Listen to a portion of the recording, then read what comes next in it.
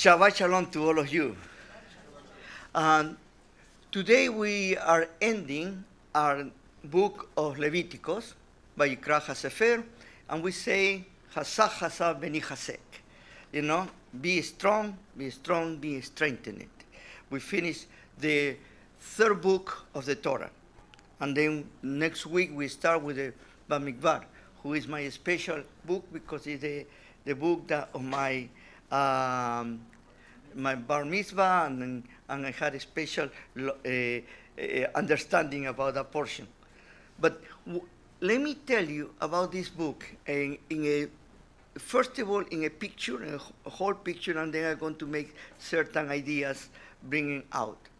This book, what it's bringing us is to explain about the relationship that we have with the Creator. The term Vayikra means he called, okay? And to me, from the beginning, I had an understanding about the calling of the Creator. He calls you as individual and calls you to be part of the whole community. You cannot be on your own to survive. You need to have community. And that's Israel, Kahal Israel. Now, because of the way that we have been called, sometimes comes ideas by men. And each one of us, we want to give an explanation, what is this community all about it? And you know, and we make divisions and we make definitions, human definitions. But I would like to go one step higher and to forget about our humanity for a second, and to understand that when the Creator calls, he calls without making a section of person. He calls you because he wants to call you. He doesn't call you because you are better, not because you are holier than anybody else, or you have extraordinary qualities, as many people think. You are not called because you are pure blood, you are blue blood, or whatever you want to call it. Not because you are royalty. Totally the contrary. He called you because of you. And then you need to start understanding that it is important, that calling. I'm going to tell you that there are many people who think they are called and they have never been called. And there are people who don't know that they are called and they have been called. And sometimes comes the awakening. And this is why Vayikra is so important. The idea is the idea about the offering, the korbanot.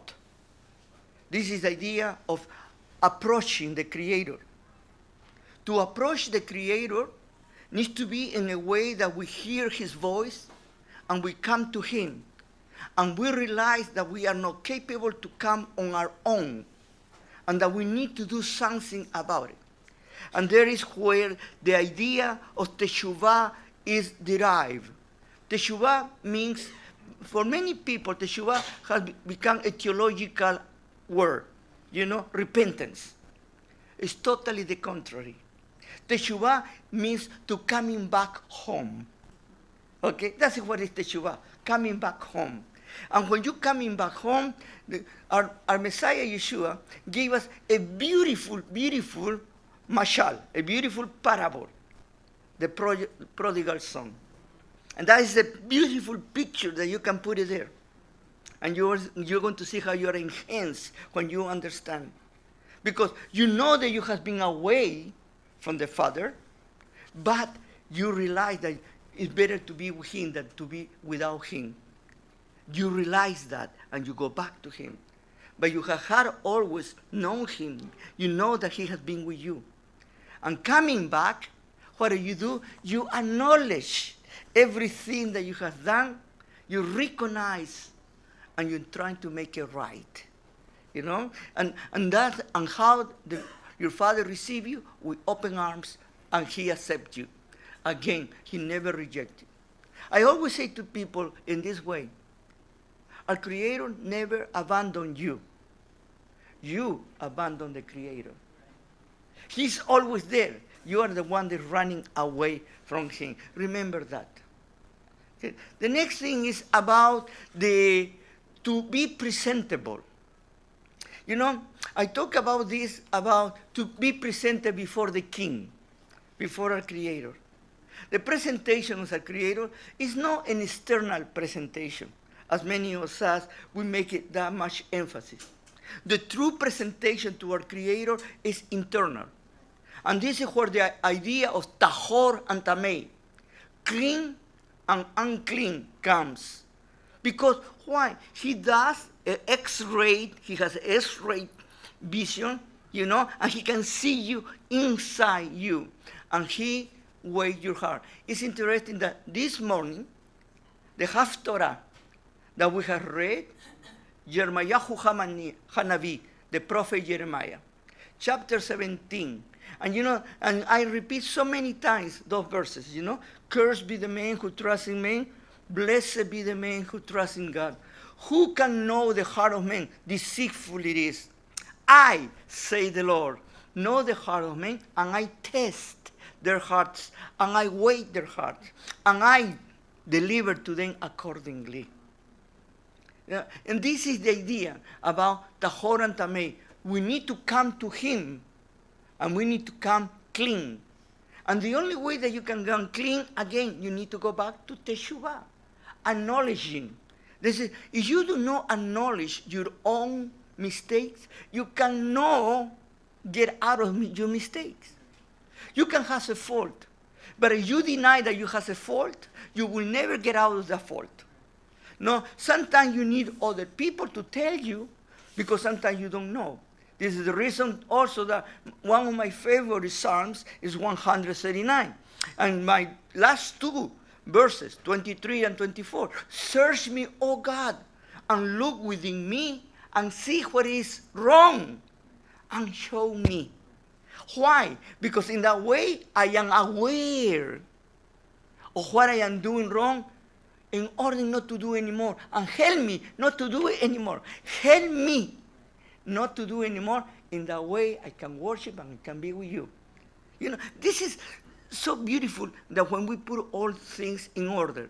The next comes the kadosh, kedoshim, being holy. And people separate it, but it's all one thing. All is together. From the moment that he called you, he sanctified you.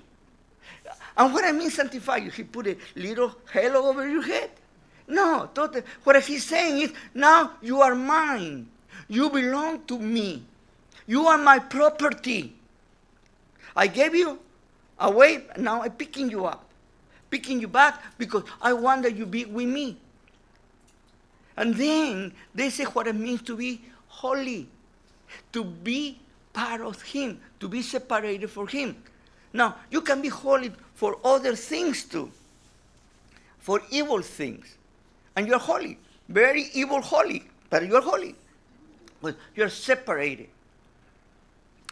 After that, he's going to talk to us. At the end, he's going to talk about finishing this book. And he's going to give us, in the Behar, on the Mount Sinai, some instructions about the land. And in chapter 25, basically he's going to talk about what we call a business. It's business, you know? And interestingly enough, what he's going to tell us is about the land and how to take care of the land and how to take care of our members in the community. It's very important to take care among ourselves. And this is the portion they call it from emet or from emunah to bitachon, from faith to trust. No? We have talked about that too, and it's important that you understand what the Creator is trying to teach us about with taking care of the land. And he say, you do not own anything. There are many people who think, oh no, I own everything. No. I own everything. Everything belongs to me. I let you use it. But it's not yours, it's mine. And because it's mine, you need to take care of my property. Take care of all my world, all of my creation. And that is the advice that he gave it. That's the instruction that he gave it to Adam, the first man. You want to be the supervisor. And you need to take care of my creation. And then talks about why is from emunah, from faith, to bitachon, to trust. Because you want to ask us something that goes beyond any person's understanding. You need to let the land rest for 1 year in a period of 7 years. Every 6 years, the 7 years, you need to let the land rest, the Shemitah. And during that year, basically, you stop the crops and everything. The land is let there for the people to use it. It's not any longer your property. No, you need to take care of the land, in the sense that you need to see who takes and who doesn't take and help the people. But it's not yours. Everybody can come. Then after that year, you have the 8th year. And the 8th year, you don't have any, because you didn't plant the 7, you won't have anything for the 8th. You start having something to eat on the 9th. Then this is a very difficult way for anybody who needs to be sustained. What happens if we don't have food? And the Creator say, do not worry. I am the one that is going to provide it.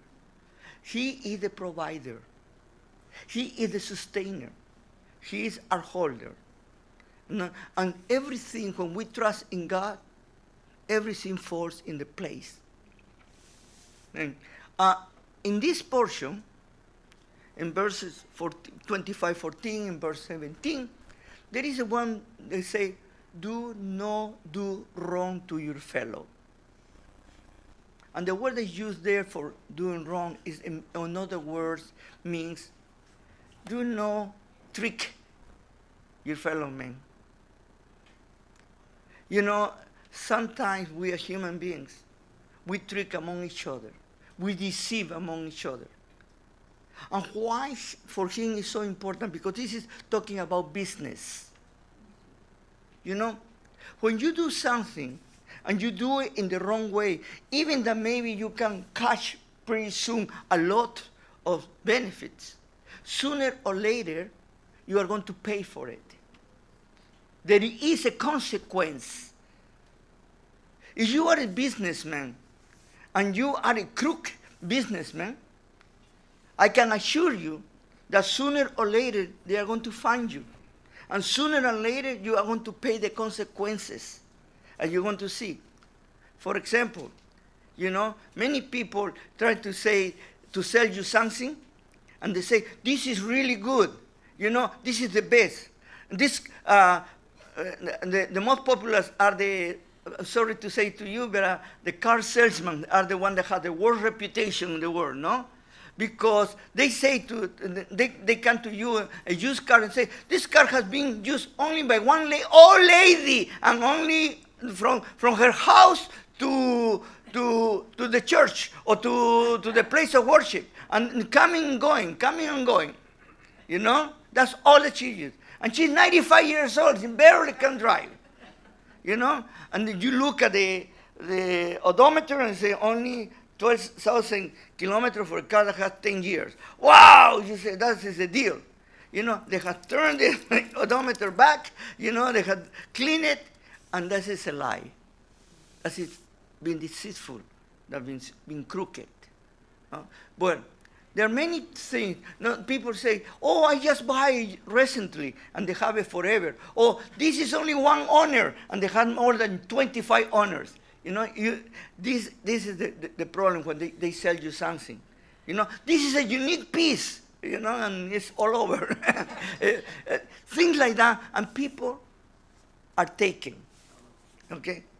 This is what I say. Do not be faulty. Because after that, talking about trusting, he say, keep my Shabbat. You say, what is all this and keep my Shabbat? Because how many of us, we think that we are tricking the Creator, that we are keeping the Shabbat. And we don't do. We use excuses. We do this and we do that and we do the other. And we're trying to satisfy ourselves. Then, that is the reason. Be faithful to the Shabbat. Immediately, chapter 26 comes the part that is called the blessings and the curses. These blessings and curses is coming from there are only 9 verses, less than 9, almost 9 verses of blessings. And the rest of the chapter is curses. And the people ask themselves, why there are more curses than blessings?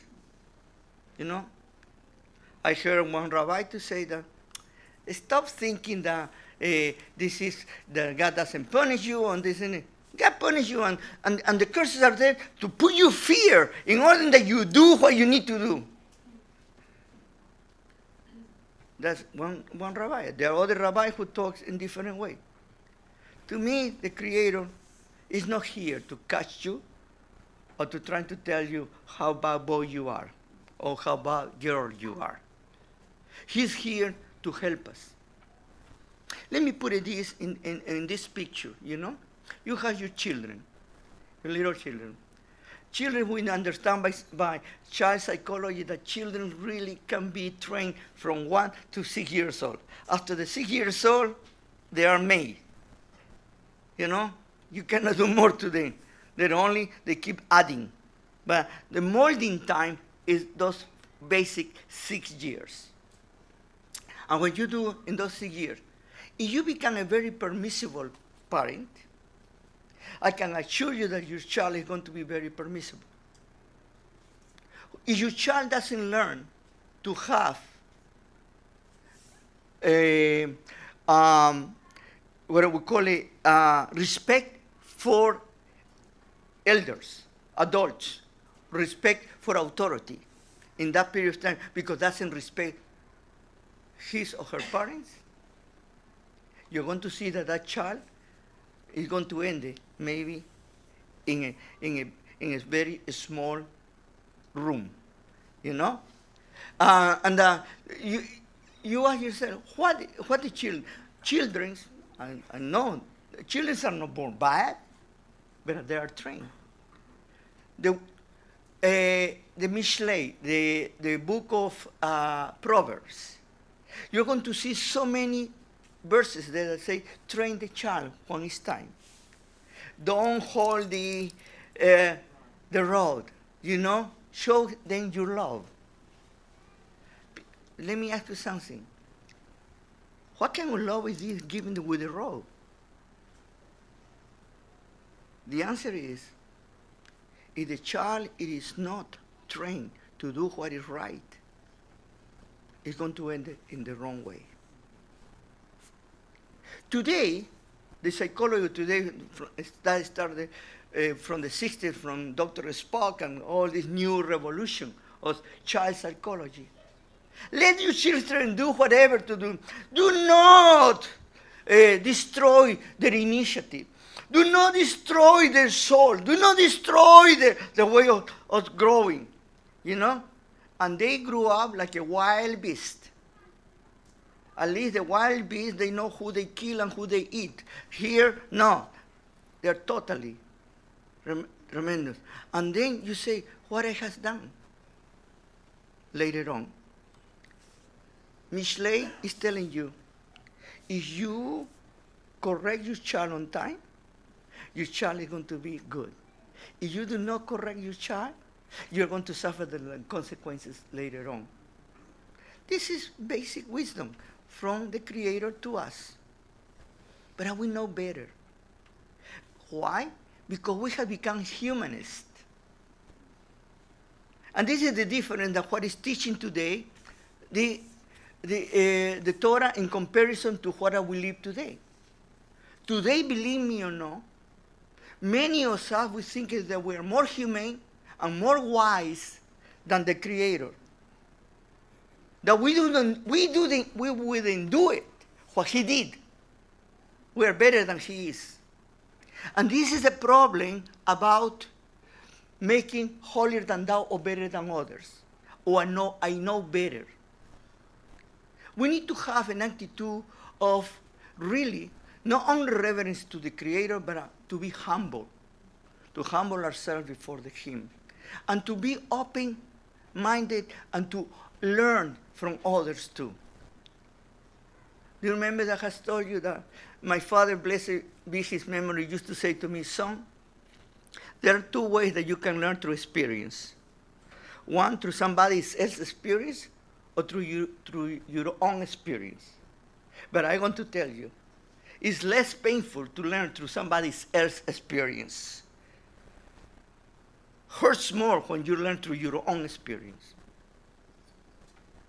Then, now let me go back to the blessings and curses and what they are put in that way to understand it. First of all, the Creator wants to have a relationship with each one of us. And there are two terms here as us, as a people. We are us, we are I, me, myself, and we are us. When I say us, I am including myself. When I say I am including only myself. We act in these two sides, one alone, and the other as community, as a people. Believe me or not, my actions, I want it or not, are going to carry to others. And my actions are going to benefit or hurt others. This is something why we need to be responsible. What the Creator is talking to Israel is saying, talk to the individual and talk to the whole Israel. As individual, be responsible. As a whole Israel, we need to work together. There are two terms that I like to tell you that sometimes we confuse. One is unity, and the other is uniformity. The Creator, what He asks us is unity, not uniformity. There are not two people alike, and there are not two people that think exactly the same. Not even the twins, identical twins, are so identical that they think exactly the same. They have the differences. Then, we need to use our own identity to benefit the whole community. You remember when I told you about the idea of the Torah, how it speaks to the people? The Torah is a book that speaks, is a declaration of the Creator who speaks to the whole world. But how he speaks, this is to the individual for the community. Always to the individual for the community. That is the idea, that is the mentality, the philosophy, what we call it the holistic philosophy of the Torah. That's the language that the Torah is used for all of us. Call you to serve part of the whole. Not you as individual, but you as a part of the whole. For example, when he called Moshe Rabbeinu, he called Moshe Rabbeinu only because of his qualities. He called it because he had a man that he had in mind, and the Creator was going to use him. And sometimes Moshe Rabbeinu didn't like it, but he needed to follow. And he acted in the benefit of what? The whole community, not on his personal benefit. Sometimes he didn't want to do it because it was for him. But the Lord said, I need to take away your position of safety and your position of comfort. I'm going to destroy your comfort zone. And this is what the Creator keeps doing to all of us. Now, when we want to be isolated, He says, I'm going to destroy your comfort zone because you cannot be isolated. You need to work together. And then, what's the reason that you exist? The reason that we exist is for the benefit of the whole community. But in the same way that I can be a benefit, I can be a destruction.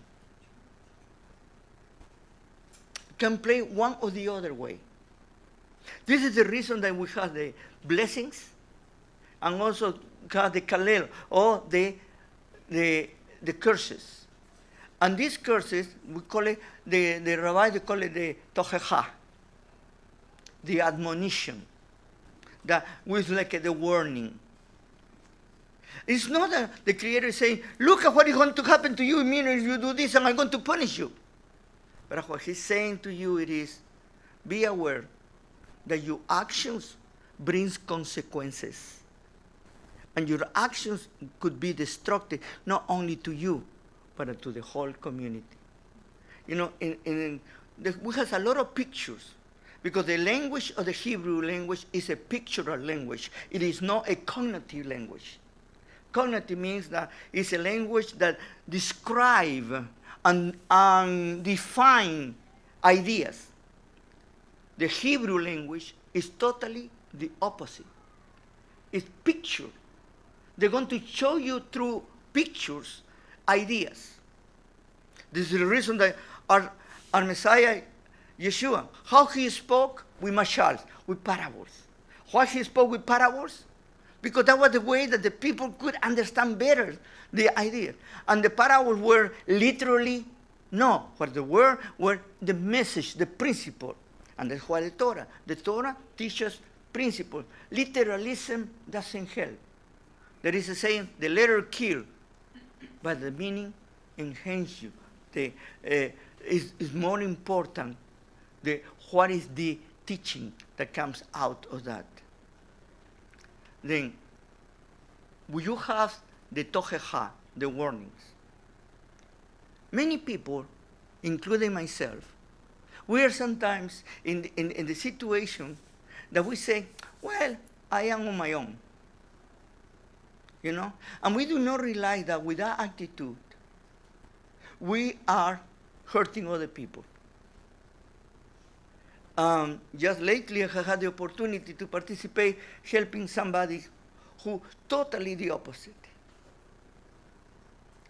And then a person that is totally individual.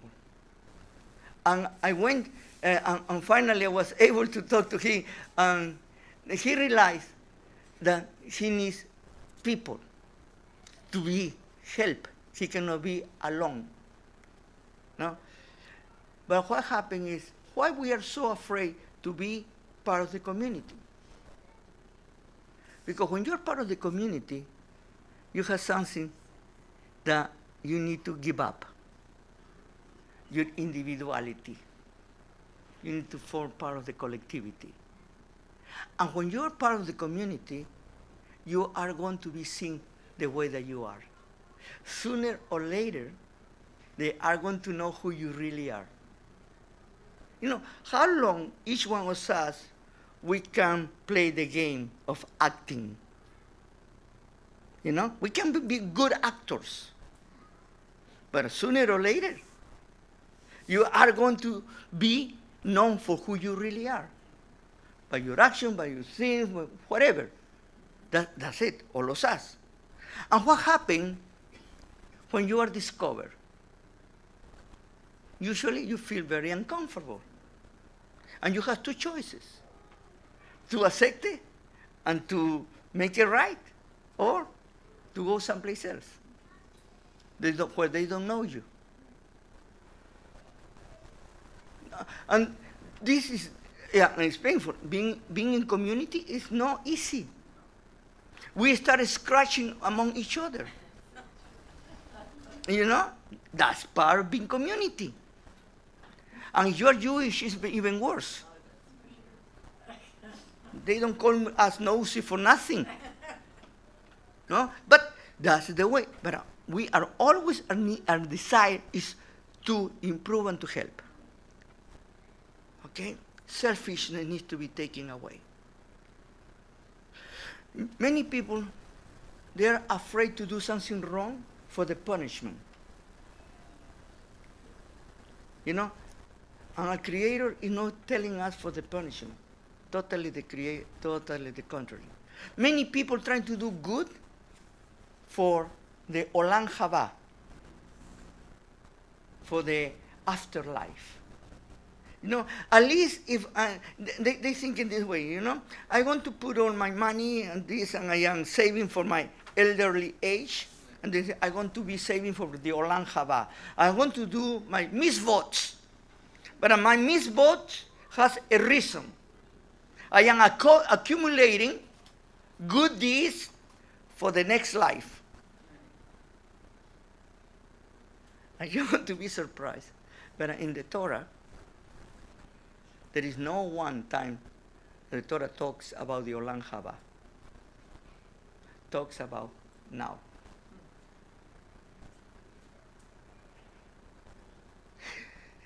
I have talked with so many people, and all of them is, Rabbi, what is going to happen in the other life? What are you going to do? I want to be written in the book of life. I want to be, I want to this. I want to hell. I want to heaven.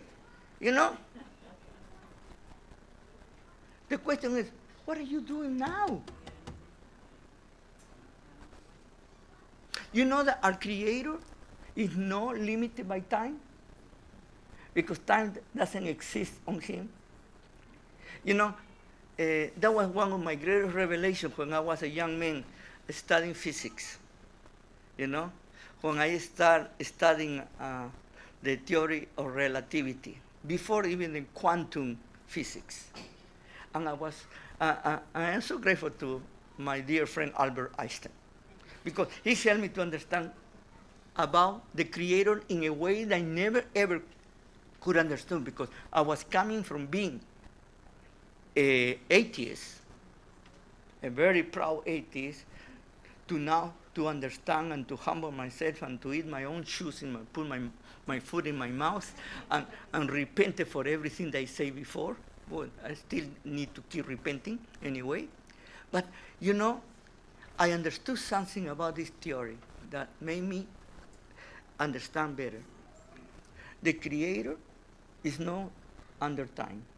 Time doesn't exist for the Creator. And yesterday, today, and tomorrow is the same. The internal now. You know, when the time in the Einstein equation becomes a parameter, that means constant, that means doesn't exist, doesn't move. What it means, the extra is an energy, pure light. That's our Creator. And that's what we are going to be. You know, you don't need to worry about yesterday, neither about tomorrow. But you need to know about now. And how many of us, we are subjugated, terrorized by the past, that we are thinking only about what is going to happen in the future. And we waste our best time of today doing nothing. That's what our Creator wanted to tell us. You see, don't do good deeds for what you're going to get. Do good deeds because it's right for you and you are honoring me. It's not about point. I am making points. But it's about living. Don't be afraid to live. Sometimes people are more afraid, I am doing right or I am doing wrong. And they spend so much time thinking I am doing right, I am doing wrong, that they don't do anything. And the best opportunity has passed.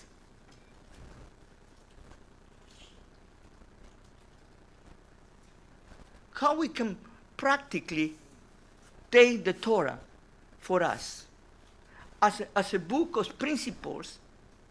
And this is what our Creator wants to tell us. He's not telling us, you know, I'm going to punish you and you're going to be in hell. He never said that. What he says is, if you do not follow what I am trying to tell you to do, you're going to bring destruction to yourself and to others.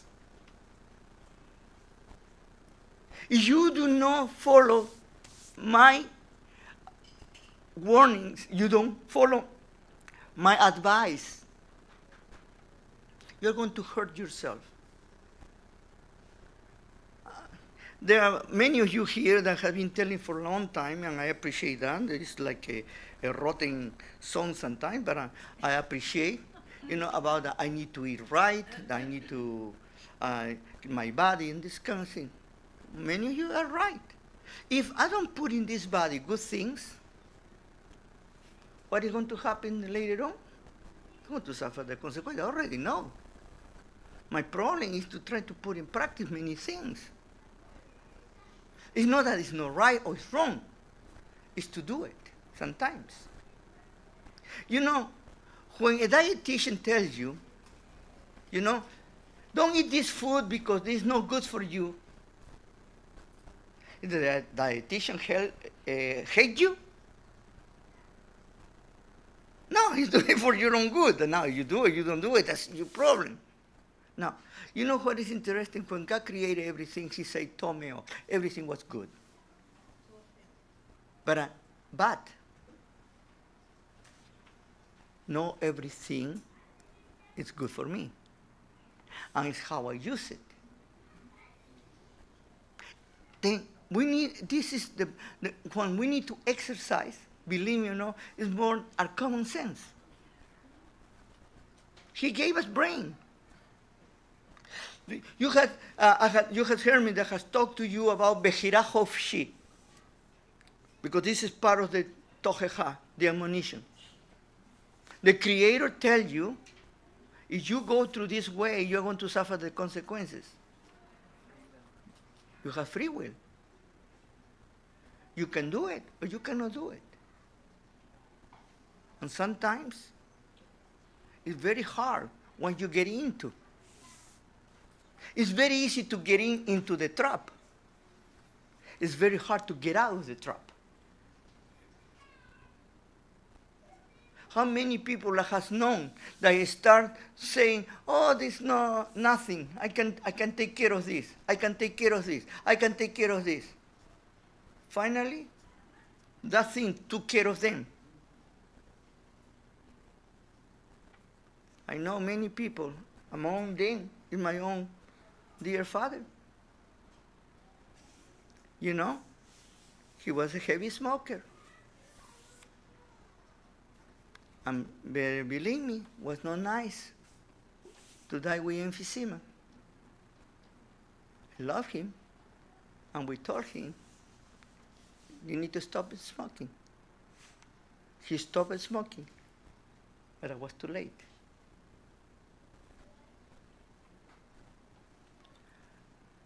We learn through our own mistakes, and we learn through other mistakes. How is easier to learn? Like my father used to say to me, son, it's less painful to learn through somebody's mistake than through your own mistakes. Hurts less. Well, now let me finish with this, and I want to make a challenge to all of you. What are the areas that you are struggling right now in your life? What are the areas that you have that are bothering you?